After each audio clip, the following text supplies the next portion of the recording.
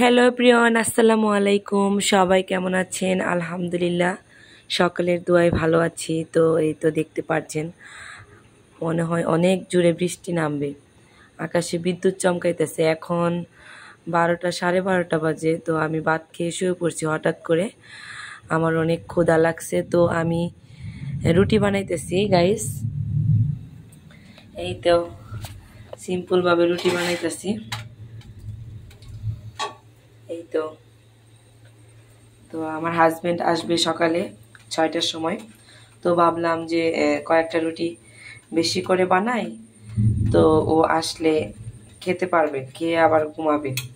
কারণ সারা রাত ডিউটি করার পরে তারও ক্ষুধা লাগবে। তো মাংসের তরকারি আছে, ভাবলাম যে আমিও 2টা বানাই খাই, তার জন্য একটু বানাই রাখি।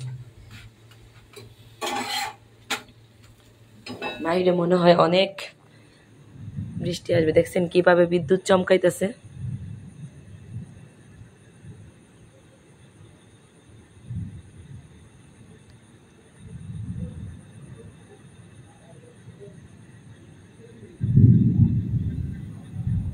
শব্দ দেখছেন?